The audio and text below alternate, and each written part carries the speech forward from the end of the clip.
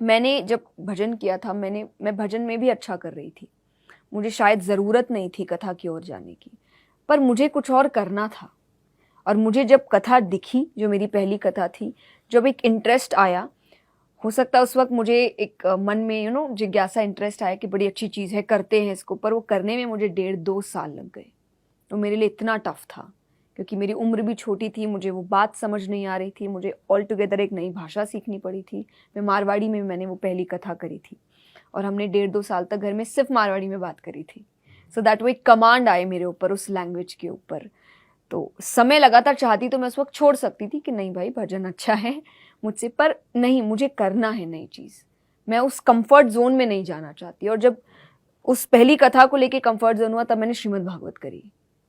तब भी मैं अपने कंफर्ट जोन में निकली। मैं क्लास 12 में थी तब मैंने करी थी। और जब उसको लेकर मैं धीरे धीरे कंफर्टेबल हुई, तब मैं मोटिवेशनल सेशंस में आई। कई चेंजेस आप लेकर के आए। अब जया किशोरी जी की अल्टीमेट विश क्या है? मेरी कोई विश नहीं है।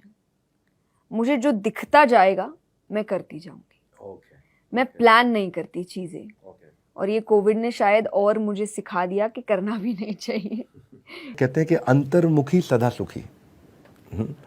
सेल्फ इंट्रोस्पेक्शन बहुत इंपॉर्टेंट है, और सेल्फ इंट्रोस्पेक्शन के साथ साथ मेडिटेशन पे आजकल सब लोग बहुत फोकस कर रहे हैं।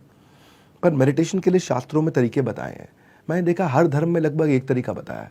जैसे सिखों के यहाँ बताया, कलयुग केवल नाम आधारा, सुमरी सुमरी नर उतरिया पारा, कि कलयुग में भगवान का नाम लेना एक आधार है। क्रिश्चियनिटी में मैंने देखा, thou shall chant the holy names of the lord, one of the 10 commandments, वहाँ पे भी चैंटिंग की बात करते हैं। मैंने देखा कि व्हेन समबडी इज ऑफरिंग नमाज, he is chanting 99 different names of Allah, वहाँ भी चैंटिंग की बात होती है नमाज करते वक्त। मैंने हमारे शास्त्रों में भी देखा कि हरेर नाम एव केवलम कलो नास्ति एव ना अस्ति एव गतिरन्य था, कि हरि का नाम ही एक उपाय है और कोई उपाय नहीं है। सो मेडिटेशन में चैंटिंग का बड़ा रोल है, भगवान के नामों का जप करने का रोल है, उनको ध्यान से सुनना, उस आवाज़ को ध्यान से सुनना, उस पर मेडिटेट करना। आप मेडिटेशन को लेकर के क्या सुझाव देती हैं, और आप कैसे मेडिटेशन करती हैं, और उसके बारे में क्या बताना चाहेंगी?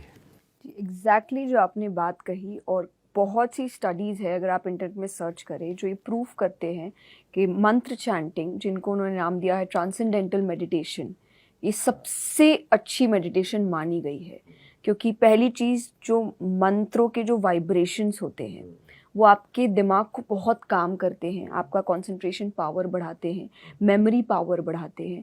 और आप ऐसे कई दोहे होंगे, चाहे रामचरितमानस, रामायण के श्लोक होंगे, और कई ऐसे श्लोक हैं जो हेल्प करते हैं आपको मेडिटेशन के लिए, या कंसंट्रेशन पावर के लिए, मेमोरी पावर के लिए।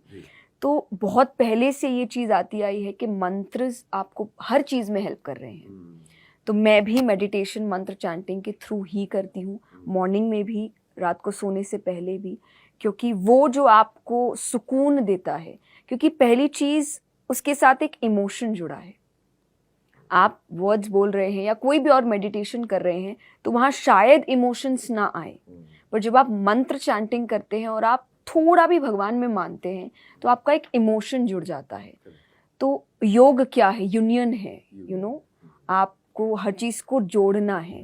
तो शायद आपका दिमाग, आपके इमोशंस, आपकी भावनाएं, आपकी सोच एक साथ जुड़ रहा है, आपकी आवाज़, जब आप मंत्र चैंट कर रहे हैं।